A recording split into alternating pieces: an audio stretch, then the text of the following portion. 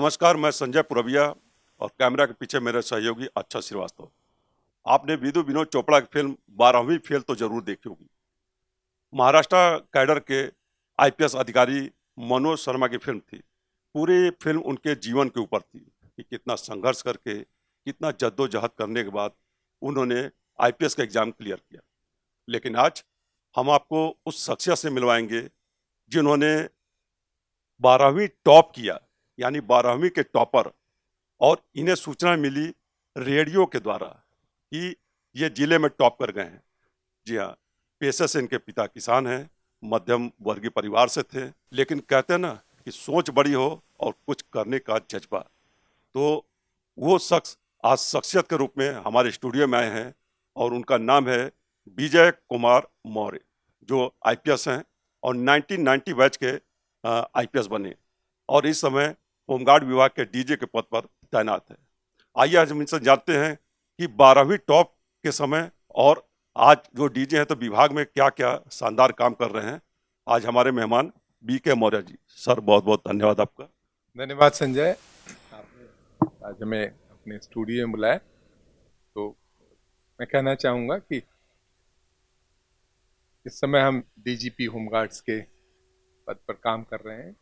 एक बहुत बड़ा विभाग है, इसमें लगभग 80,000 होमगार्ड के स्वयं पे काम कर रहे हैं और पुलिस के साथ कंधा से कंधा मिलाकर काम कर रहे हैं। हमारे होमगार्ड्स न केवल पुलिस के साथ काम करते हैं, बल्कि जब भी कोई आपदा होती है वहाँ भी उनको याद किया जाता है। जब भी इलेक्शंस होते हैं, चाहे स्टेट में अंदर इलेक्शन हो या बाहर इलेक्शन हो, दिल्ली के इलेक्शंस हैं, हिमाचल प्रदेश के भी इलेक्शन हुए हैं, मध्य प्रदेश के हुए, राजस्थान के हुए, हर जगह हमारे होमगार्ड्स ने जाकर के इलेक्शन में एक बहुत बड़ी भूमिका निभाई है। ट्रैफिक में आप देखते होंगे चौराहों पे हमारे होमगार्ड्स के जवान पूरे मुस्तैदी के साथ ड्यूटी कर रहे हैं। तो होमगार्ड्स की पुलिस व्यवस्था, कानून व्यवस्था के संबंध में एक बहुत बड़ी भूमिका है जिसको कि निभा रहे हैं। इनका रोल पुलिस से कम नहीं। निश्चित रूप से ऑक्सिलरी पुलिस फोर्स कहा जाता है, तो साथ में काम कर रहे हैं। तो कम और ज़्यादा की बात नहीं है, लेकिन बहुत बड़े सहयोगी के रूप में होमगार्ड्स के जवान पुलिस व्यवस्था में उनका उनका मनोबल आप जैसे ऑफिसर्स की वजह से ही बढ़ता है कि हम किसी से कम नहीं। नहीं, निश्चित रूप से हम किसी से कम नहीं। अभी आपने देखा होगा कि जब 26 जनवरी पे हमारे विधानसभा के सामने परेड हो रही थी, जिसमें कि माननीय राज्यपाल महोदया, माननीय मुख्यमंत्री जी और सभी अधिकारी वहाँ पर रहते हैं, तो वहाँ पर हमारे होमगार्ड के जवानों ने शानदार प्रदर्शन किया और हाँ, फर्स्ट सेकंड प्राइज हमेशा वहाँ पर जीतते रहते हैं। तो हाँ, तो लोगों के उनका आशीर्वाद मिलता है, लोगों का बहुत ज़्यादा स्नेह मिलता है। तो किसी भी तरह से कोई कम ज़्यादा की बात नहीं है, लेकिन हम हमेशा प्रयास करते हैं कि हमारे जवानों का मनोबल ऊंचा रहे और जन सेवा को जो काम कर रहे हैं पूरी तत्परता से, तन्मयता के साथ करें। सर, मैं थोड़ा पीछे चलूंगा। जब आप 12वीं टॉप किए थे, आपने अभी एक मूवी देखी तो एक आईपीएस के ऊपर था, तो आपने तो टॉप किया था, तो उस समय कोई मोटिवेशन बढ़ाने वाला कौन था? आपके पेरेंट्स या कोई ऐसा दोस्त यार जो आपकी याद में हो?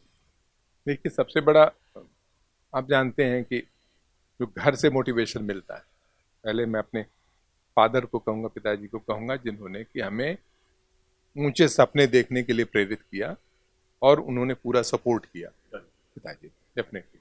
और हमारे जो टीचर्स थे वो उस समय बहुत ज़्यादा उन्होंने हमें पहचाना, उन्होंने आगे बढ़ने के लिए प्रेरित किया। बहुत सारे, जैसे मैं कह सकता हूँ कि श्री राजेंद्र त्रिपाठी जी तो हाई स्कूल में हमें पढ़ाते थे, हमारे क्लास टीचर थे। वो बहुत ज़्यादा हमें प्रोत्साहित करते थे। प्राइमरी स्कूल में श्री छक्कन प्रसाद जी थे, श्री वासुदेव तिवारी जी थे, श्री राजनाथ प्रसाद जी थे, श्री नंदलाल जी थे। तो इन लोगों का विशेष योगदान रहा, जिन्होंने हमें जब भी पढ़ाई लिखाई की बात आई उन्होंने हमें गाइड भी किया और उन्होंने ये कहा कि आप जो है अच्छा कर सकते हो, मेहनत करो, आगे बढ़ सकते हो। हाँ, डेफिनेटली आप मेहनत करते हो, देखते हो, आपको सब्जेक्ट में आपकी रुचि होती है, अभिरुचि होती है, तो उसको देखते हुए तो कई चीज़ें होती हैं। केवल देखिए, टैलेंट्स के साथ साथ जो आपने कहा कि प्रोत्साहित यदि कोई नहीं करता है, यदि हमारे पिताजी भी हमसे कह देते कि नहीं और घर का ही काम करते रहो, तो कोई भी आगे नहीं बढ़ सकता, कोई प्रोत्साहन यदि नहीं मिलेगा। उन्होंने अपने किन परिस्थितियों में कर्ज लेकर के, जमीन बेच करके, यदि हमको पढ़ाने का इंतजाम नहीं किया होता तो हम नहीं पढ़ सकते थे। तो बहुत सारी चीजें होती हैं किसी व्यक्ति को आगे बढ़ने में। मेरा अपना मानना उसके पेरेंट्स की, उसके जो सराउंडिंग्स की, उसके मित्रों की, साथ साथ जो जो गुरुजन हैं उनका बहुत बड़ा योगदान रहता है। बहुत सारी चीजें मिलती हैं तब होती हैं। हाँ, लेकिन ठीक है, व्यक्ति भी अपना मेहनत करता है, अपने हिसाब से काम करता है। तो कुल मिला करके मैं समझता हूँ कि समाज का, विशेष रूप से पेरेंट्स का एक बहुत बड़ी भूमिका होती है। सर उस समय के कोई साथी या आपके गुरुजी, आप आईपीएस बनने के बाद आप उनसे मिले या वो लोग आपसे मिले? रेगुलरली मिलते रहते हैं, हम भी मिलते रहते हैं, वो भी मिलते रहते हैं। तो अच्छा लगता है, सभी के साथ मेलजोल बना रहता है। हमारा आज भी कांटेक्ट बना हुआ सभी के साथ। सर आप 1990 में जब आईपीएस बने तो फर्स्ट पोस्टिंग आपकी जहां पे हुई, कहा जाता है ना कि पहला वाक्य जो हमेशा जिंदगी में कोई भी हो आदमी को याद रहता है। कोई ऐसा वाक्य सुना है जो आपकी यादगार पर?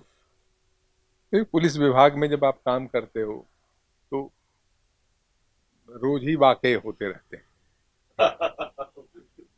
मैंने आपको विश्वास नहीं होगा, हम जब ज्वाइन किया था डिस्ट्रिक्ट पुलिस तो उस समय कर्फ्यू लगा हुआ था। मेरठ में मैंने ज्वाइन किया था। श्री ब्रिजलाल जो आज की डेट में माननीय सांसद हैं राज्यसभा के, वो मेरे एसएसपी हुआ करते थे। तो बहुत ही ब्रिलियंट ऑफिसर, और उत्तर प्रदेश के जो डीजीपी भी रह चुके हैं, बहुत ही रिनाउंड ऑफिसर है। उनके अंडर ट्रेनिंग करने का मुझे सौभाग्य प्राप्त हुआ। पहली पोस्टिंग मेरी उन्हीं के साथ थी, और हमने जो है दंगे के बीच ज्वाइन किया था। वो घंटा घर पर जाकर के, जहाँ पर कि सब लोग बैठे तो वहाँ जाकर पहला फॉलन हुआ था। तो शुरुआत भी हम लोगों ने बहुत ही टफ सिचुएशन से की थी, और ऐसे शख्सियत के साथ की थी जिनका कि चाहे वो आज आप देखते हैं कि पुलिस इनकाउंटर्स और सारी चीज़ें हैं, तो पुलिस इंगेजमेंट, सारी चीज़ें, वो बहुत ही ज़्यादा डायनेमिक ऑफिसर थे। उन्होंने उस समय बारात लेकर जा करके तेजवीर की जो है उसके चर्चित तेजवीर इनकाउंटर बहुत चर्चित रहा था। तो वहाँ से शुरुआत किया। तो उसके बाद लौट के जब एएसपी अंडर ट्रेनिंग थे तो वहाँ पे मुरादाबाद में ज्वाइन किया था। आपको यदि कह रहे हो कि कोई इंटरेस्टिंग केस, तो एक छोटे बच्चे का अपहरण हुआ था।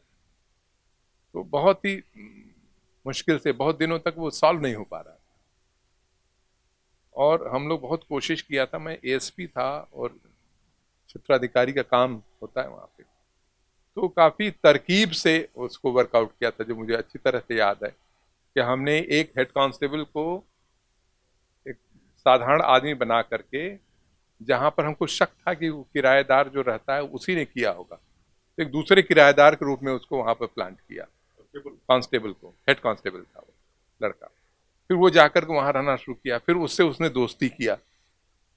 दोस्ती करके 1 महीने बाद धीरे धीरे बातचीत करते करते उसने उससे ऐसे ही लालच में उसको फंसाया, तो उसने बता दिया। फिर हम लोगों ने वर्कआउट किया केस को, तो 2-3 महीने बाद बच्चे को बिहार से रिकवर किया। तो ये एक बहुत बड़ा अचीवमेंट था शुरुआत के दौर पे, जो लगता है ना कि आप कहते हैं कुछ ऐसे इंसिडेंट होते हैं जिसको कि हमेशा याद रखते हैं, यादगार रहते हैं। तो शुरुआती दौर के वो बहुत बड़ा एक्सपीरियंस था मेरे।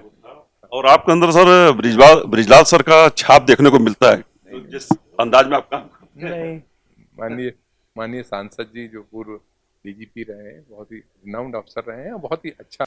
ये भोजन भत्ता जो बढ़ाया आपने, इसका रिस्पांस ये है कि लोग जो है, खासकर जवान जो है पूरे प्रदेश के, मंत्री जी और आपकी वाहवाही कर रहे हैं, जो फैक्ट। माननीय मुख्यमंत्री जी की कृपा से ये हुआ है, मैं जरूर कहना चाहूँगा। तो वो एक निश्चित रूप से, मैंने कहा ना कि हम अपने होमगार्ड्स के वेलफेयर के लिए, उनके सुख सुविधा के लिए, और उनके जो भी प्रयास हो सकते हैं, माननीय मंत्री जी के निर्देशन में लोग प्रयासरत हैं।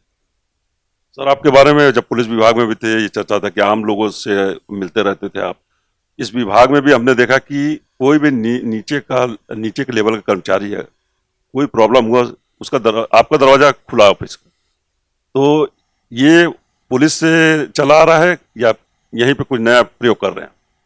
नहीं नहीं, देखिए, हमारे जो होमगार्ड के स्वयं सेवक हैं, उनको तो मैं मानता हूं कि स्वयं सेवक का स्थान जो है किसी पब्लिक सर्वेंट से ऊंचा ही है, क्योंकि वो स्वयं अपने आप को जन सेवा में सेवक के रूप में काम कर रहे हैं। तो उनकी किसी तरह से समस्या नहीं होनी चाहिए, चाहे एडमिनिस्ट्रेटिव समस्या हो या उनकी व्यक्तिगत समस्या हो, उनका निराकरण होता रहना चाहिए। तो उसके लिए हमने प्रयास किया कि हमेशा अपने कमांडेंट्स को भी निर्देशित किया है कि उनकी समस्याओं को सुने और उसका तत्काल निराकरण करें, और हम भी जब भी कोई समस्या आती है, कोई आती है, तो तुरंत हम मिल करके उनकी समस्या को तुरंत निस्तारण करने का प्रयास करें।